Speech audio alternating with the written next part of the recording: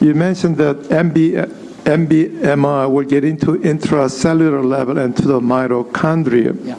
But I wasn't sure that you mentioned about the mechanism. Is this by passive diffusion or active transport? Is this concentration gradient dependent?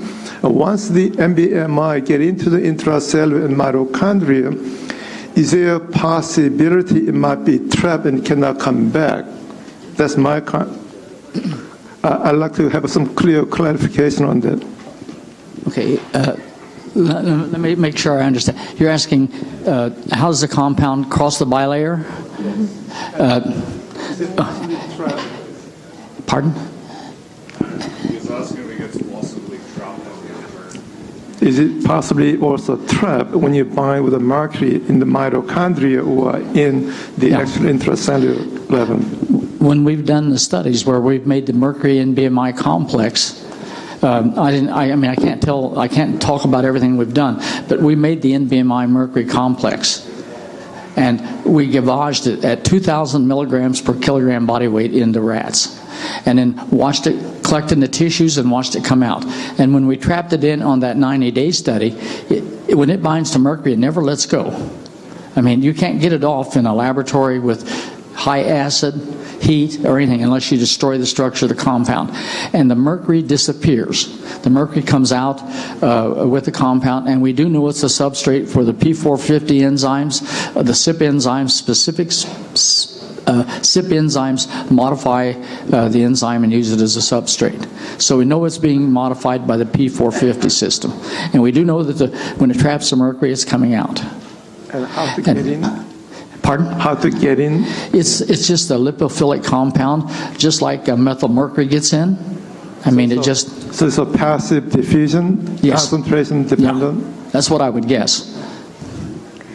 I cannot tell you how disappointed I am that I'm taking the mercury out of all of my patients' bodies, teaspoon by teaspoon. I have to disagree with you in the sense that I have so many people who get so much better, profoundly better, sometimes with just a few chelations of DMPS, particularly people with MS, etc. And I'm not, you don't have to defend your position. I understand that there's still a huge amount in people, inside people's cells, inside the organelles, but that's going to eventually come out because there isn't the osmotic pressure to keep it in there. Yeah. Well, I think you bring up a very good point, and I only had a limited amount of time. DMPS and DMSA in the blood. What does the blood run into? It runs into the blood-brain barrier, and there are serious problems. There are like brain fog, etc. And that DMPS can be pulling off some of that and lower the mercury there. But I can guarantee you are not significantly decreasing the mercury levels in their body. And it takes why? time. And what DMPS might be doing on the side of that? I mean, I don't treat patients, so I don't know. Fair enough. And I wouldn't say that it doesn't do something good. But for every person like you who comes up and said, oh, it was great, I got a good result, I can find 5 people out here telling you, it damn near tore my kidney apart. Mm-hmm. So, I mean, I don't want to fight about it. I have nothing against DMPS. It's just that it does not take mercury out of the inside of the cell. I agree with that. Okay. That's well established. All right, then, until your product comes out, I'm going to keep on doing what I'm doing because it seems to work for me. But the other question, 2 questions. The poor man's chelation over in Europe is high-dose selenium. So they give selenium because it basically binds, I'm told it binds irreversibly to mercury and completely inactivates it. It doesn't come out of the body, but it can't do any harm for the rest of the person's life. Do you buy that? Yes, I do. Okay. I buy that to a certain extent. I mean, I don't have, if you ask me to defend it, I can do it chemically because it does work. The problem with selenium is, it's Se2 plus, 2 minus, pardon me. And it doesn't get where mercury goes. 2 plus. 2 plus. 2 minus. It's HGSE, so it has to be 2 minus. Thank you. Okay. So selenium binds, but it just doesn't go where mercury goes, where mercury vapor goes. And so you have a problem with it. Otherwise, there would be no need for my compound. People would be taking selenium and curing all these problems, and they can't. Okay. And I'm in favor of selenium. What you said, I agree with. The other thing that strikes me is, I mean, I sprinkle a little bit and I don't mean little, I mean substantive amounts of NAC and or glutathione on basically everybody that I'm chelating. And that may be part of why I'm getting fairly good results, in the sense that I'm also pulling out mercury with the glutathione, either made from the NAC or the glutathione itself. Well, I seriously doubt that the glutathione is helping you orally, is helping you remove any mercury. Glutathione is a marker and is absolutely incredibly rapidly removed from the blood through the biliary transport system. It is the marker that God put in our bodies to say, if you attach this to something that's toxic, it'll carry it out. And it removes it very fast. That's the reason inside the cell, you're 3 to 4 millimolar, 10 to the minus third molar, and in the blood, it's something like 3 times 10 to the minus sixth. There's a big concentration gradient because whoever created our body says, we want glutathione to be high inside, we want to attach it to things like the outer coat of viral products, mercury, and we want that to be carried out into the blood, and we want it to be removed from the body and put in the feces as fast as possible. So. Fair enough. Fair enough. Okay. I'm going to move on to the next victim. Can you tell me, are there any good biofilm busters for recurrent bladder infections?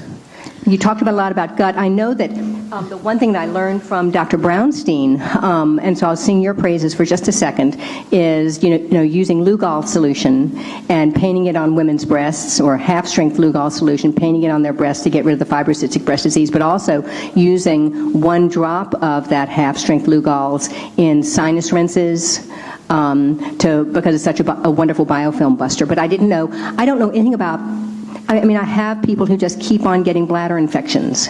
Yeah, that's a big issue. And, the problem with some of the information I'm giving you is there's not any clinical trials on various enzymes. But if you had to But come there up with are something. studies to show that if you take an oral enzyme for, say, cystic chronic bronchitis or a prosthetic infection, that taking an oral enzyme does affect that infection in a distal place.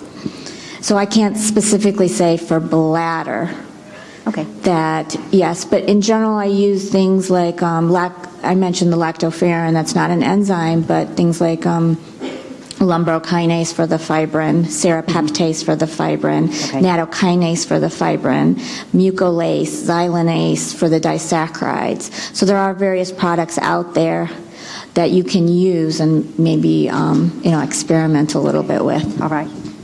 And that's it for now. Thank you. Next. I would like to ask you a question on getting Lubral. Says I think that's a very good approach. Are you allowed to mix that with dimethyl sulfoxide and put it on the skin? I've done that. Uh-huh. Excuse me. I've done that, and it works for some people. For fibrocystic breast disease, it can. They're very sensitive. They can't take it. Although I don't find that very often, but I've used that for other issues. Those sebaceous cysts or things like that. It works fine. My question is for Anju. Do you support colonic cleansing for juvenile patients who can tolerate such protocol? I do support colonic cleansing in general, but again, it's controversial when you're putting a nonverbal child under, those types of things. So, how about for verbal non-autistic, children, but for celiacs or other dysbiosis? Yeah, I mean, it's an extremely helpful tool. And enemas we use them in our protocols because they can be extremely helpful for just getting the toxic load out of people very quickly. So the whole idea of colonics and enemas can be very helpful. And then the idea of probiotic enemas and various other concepts. Mainly just concerned about the juvenile population. Yeah. So it's not very widely done. Yeah. Thank you.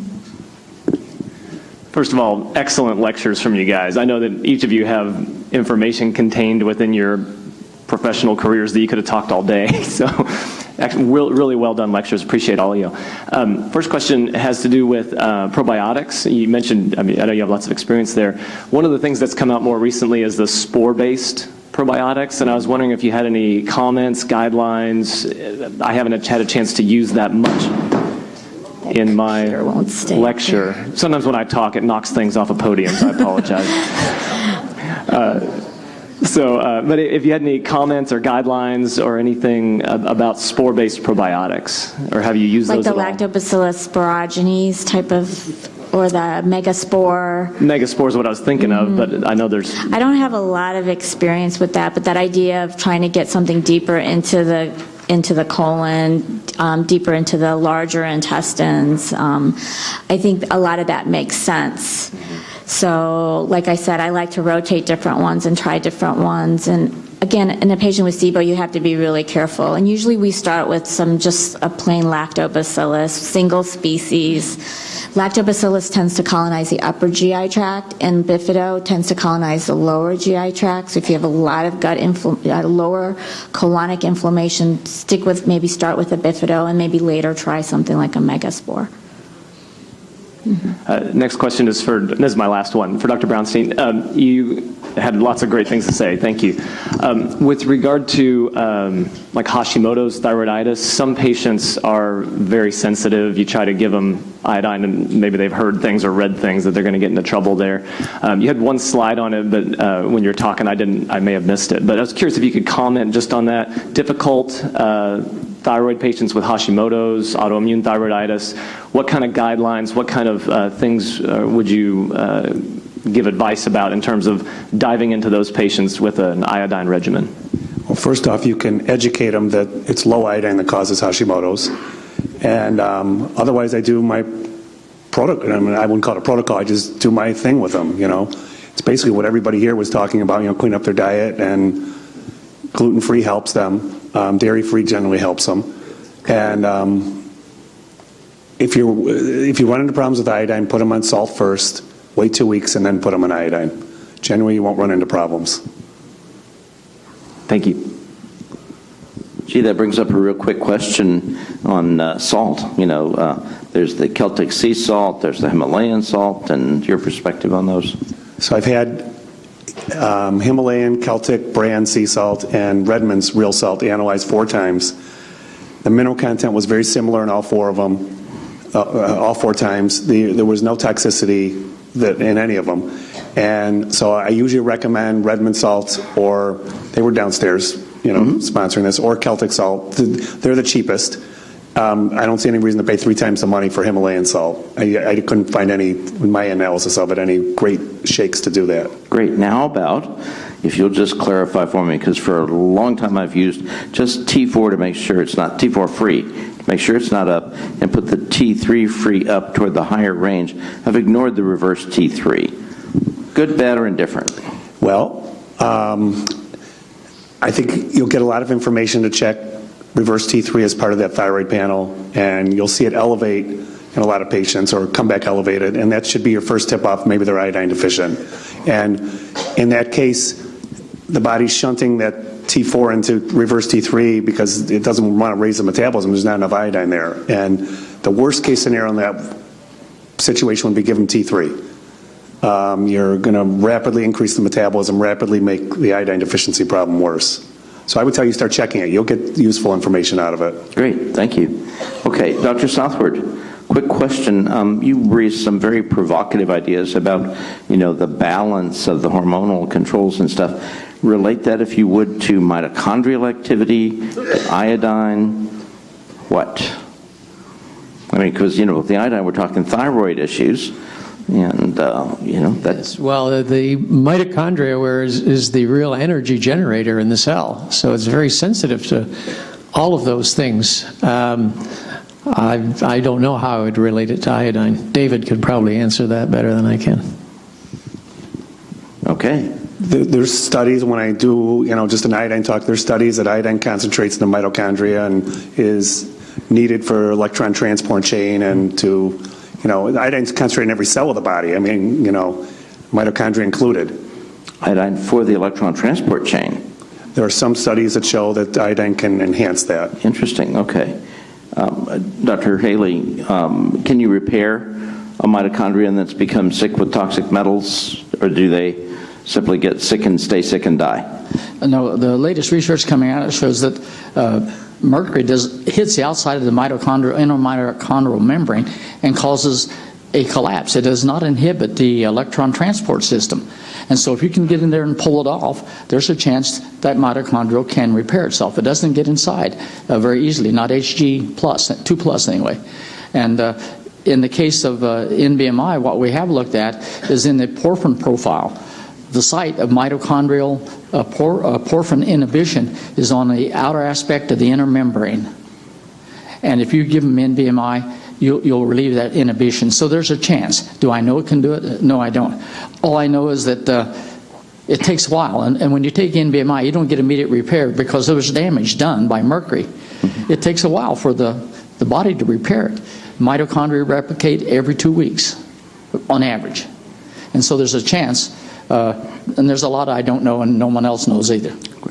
Great. If I can direct that same question to Dr. Minkoff, since he has a little bit of experience with mercury and mitochondria. Can you salvage them? They've been hit by the toxic metals, they're sick. We know they start to swell with calcium accumulation and so on. Can they be reversed? Functionally, yes. Now, whether you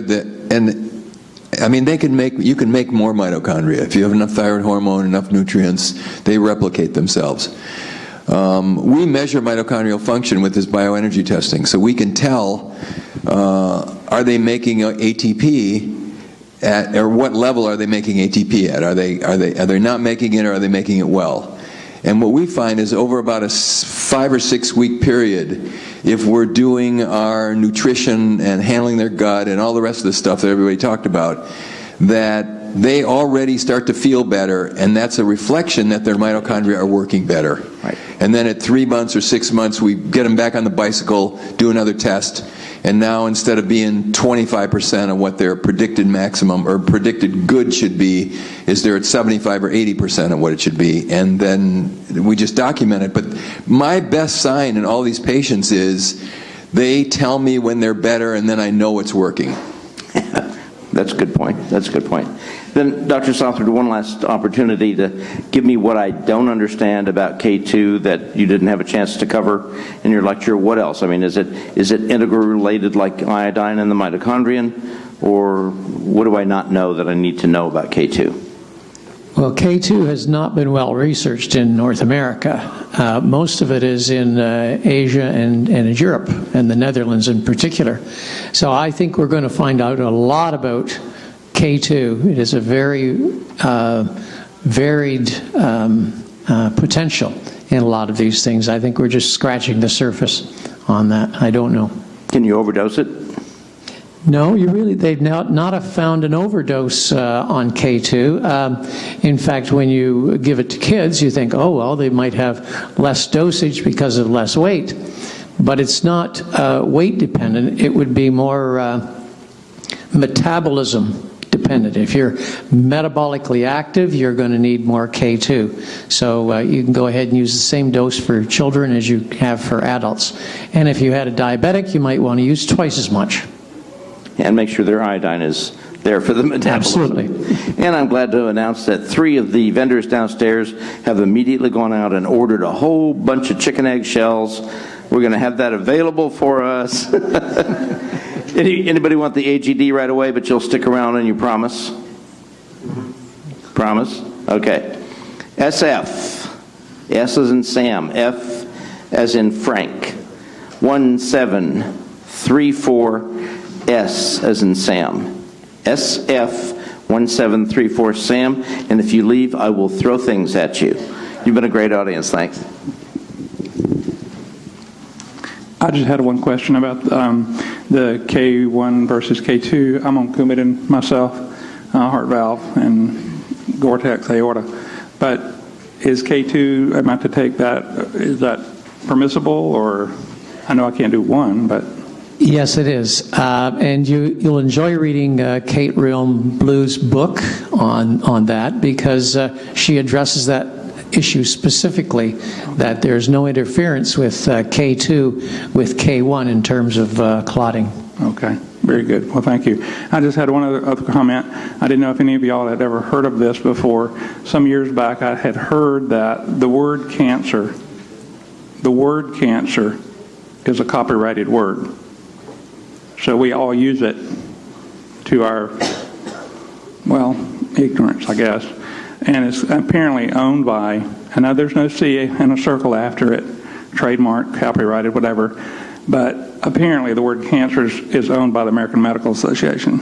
So tumor you can use, metastatic, whatever, but the word cancer, I don't know. It's just something to, might want to look into a little further before you publish on it. Thank you. Can anybody comment on the role of iodine in the removal of mercury? So in those 18 patients that I showed you, we checked them all for heavy metal pre and post, pre 1 day post. We had, I don't remember the exact numbers, 5 or 6 huge mercury release during that time period. The other one's nothing. So it seems to be hit and miss. There was an old article from the 1920s saying iodine has a chaotropic effect on mercury and other metals. Do you know what chaotropic means? No, I had to look it up. So it means displaces. I mean, they couldn't really explain how it did it, but I have noticed it on not every patient, probably. I haven't tested enough to say what percentage, but it's not the majority. Okay, thank you. Thanks. Quick question and then a follow-up question, but goiters, visible large goiters that have been there for 20 years, do they go away by something that we can do other than cut them off? They go away. They'll shrink down in the vast majority of them, and a significant percentage they'll completely go away. If you just give them enough iodine? Along with a holistic treatment regimen, yes. Okay. 2, so suppose you had a patient that had a suspicious biopsy for thyroid cancer. It was BRAF negative and it's kind of intermediary. Are there any other markers that you would, that predict that something cancerous might respond better to iodine, or what would you do in that case? There's no set answer for that. Some newer recommendations have come out to look at some of the biopsy results as perhaps not as ominous as the previous reports have read. So they're toning it down a little bit and how they're going to read the pathology, how the pathology tests are going to read out. But I have patients who don't want to do, I tell my patients, I've always said radioactive iodine treatment for thyroid cancer and for goiter should be stopped. There's a huge percentage of the radioactive iodine that goes to other tissues of the body, like the breast, the ovaries, uterus, prostate, disrupting their DNA and destroying, healthy tissue.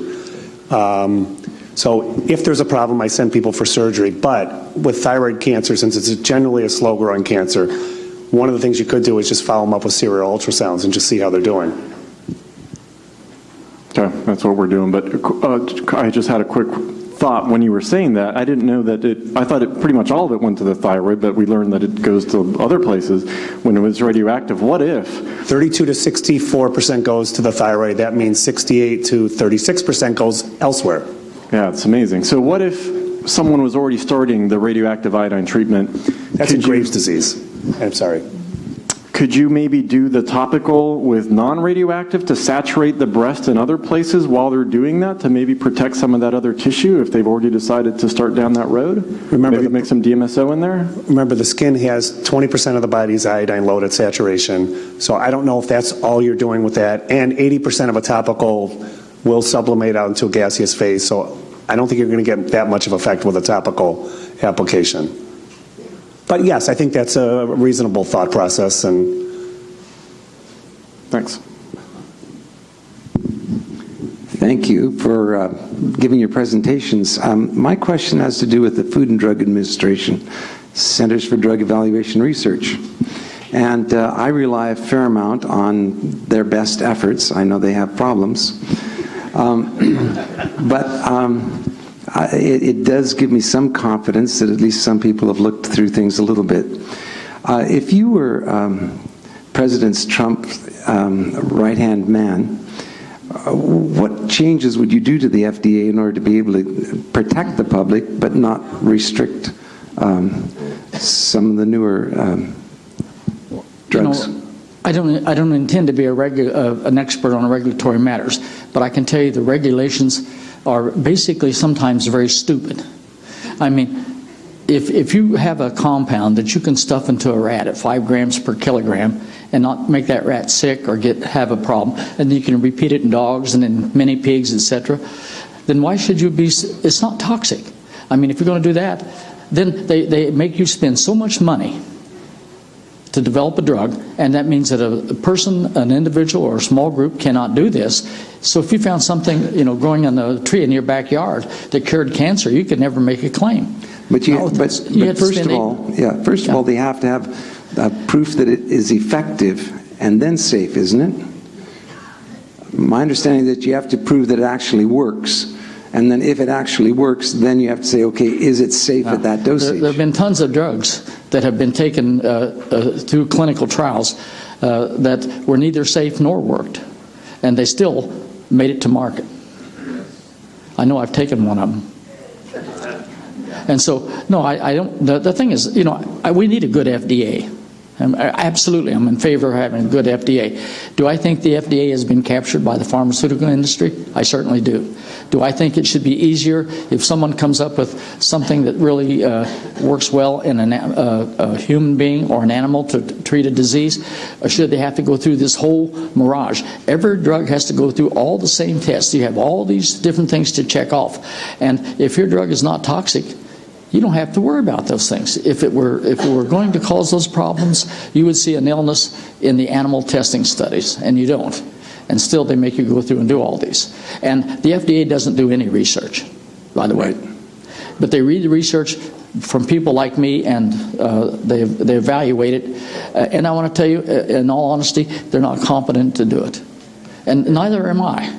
I mean, most of the things they bring in, you really have to be somebody that's zeroed in on that particular problem.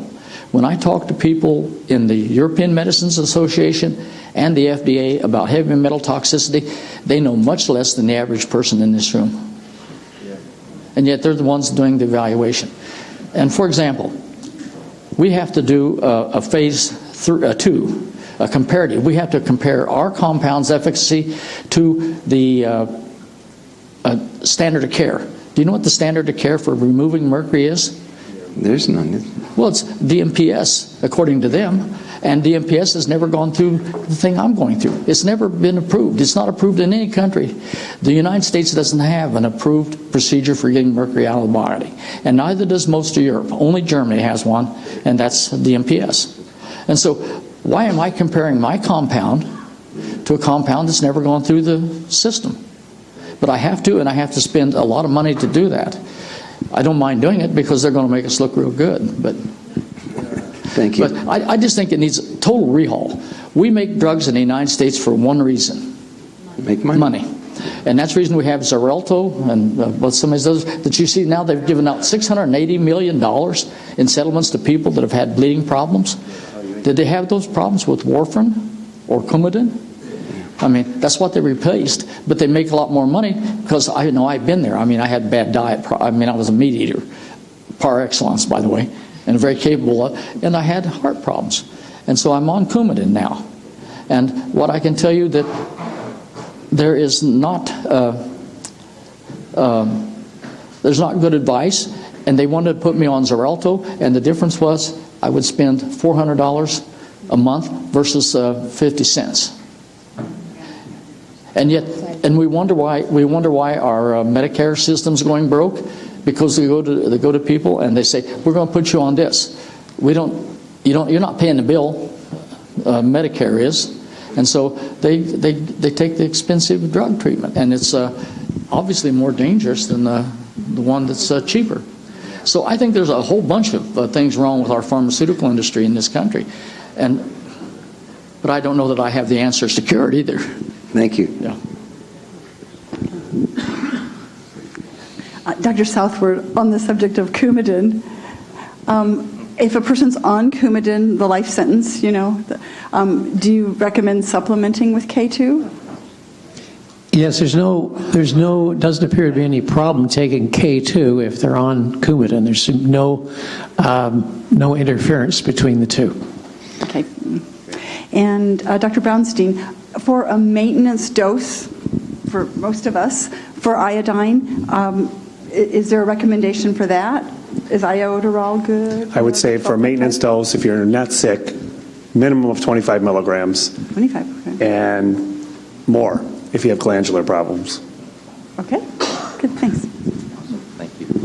Just to second what Dr. Haley offers about the FDA being well competent to evaluate anything, I want to remind you that thanks to the incredible safety that they are assuring us with regard to the IV solution compounds, that every lab making any EDTA for us to infuse, every 30 days does a stability and sterility test on the aliquots that they saved that they had sent to you.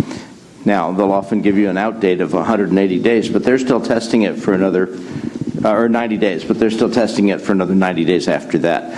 All right, anybody know that EDTA breaks down, or is it stable? It's stable, but they have to test that. Anybody know if anything gets infected in EDTA?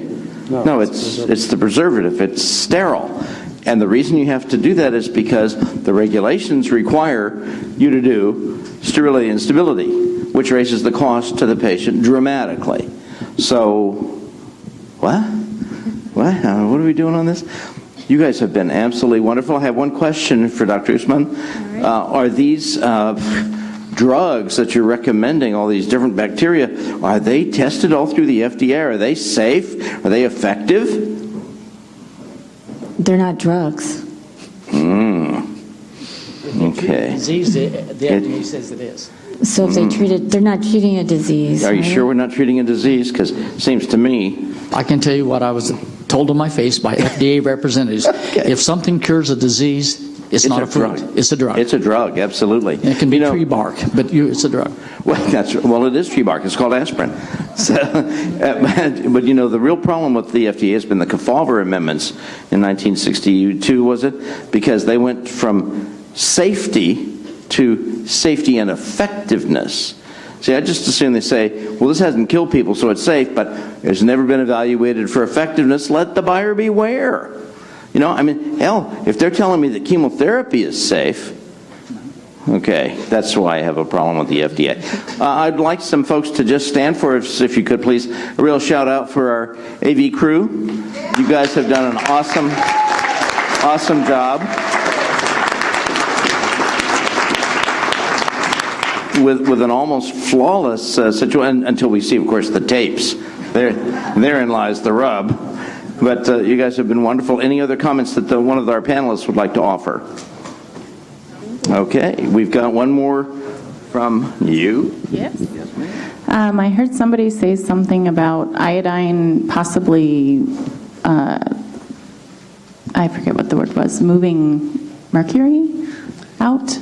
It has a chaotropic effect for mercury and other metals in some people.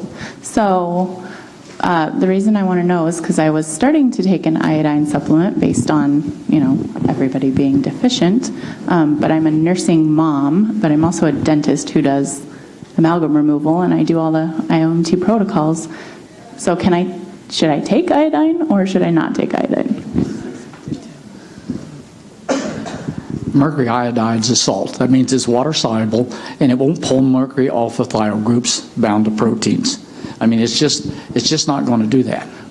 Can you say that in like something I'll understand? I mean, if you take halogens, the iodine, bromine, etc., the mercury salts, they're soluble in water. And so that means it's not going to pull, and it dissociates rather readily. If it dissociates rather readily, it's not going to pull mercury out of the body or move it around very much. Not with all the thiol groups that are in the body to bind it, the mercury. So generally, I think this is something that people really don't have to worry about. Okay. The people that I've seen where mercury levels have declined with iodine, none of them got sick. Okay. I mean, No, but she's nursing. Will it go into her breast milk? That's I don't know the answer to my that. question is. Nobody knows. Your question is, will it cross the breast milk? Yeah, will it go into my breast milk? Did you get your question answered? I don't know. I don't know. Nobody knows. Okay. We're all done. Any more questions? You can measure it. Any comments from the panel? Final comments, parting comments? You can measure heavy metals in breast milk. My final comment, we'd be better without the FDA. The hell with them. They just legitimize poorly performing drugs. And I say let the legal market, they do a better job controlling them than the FDA.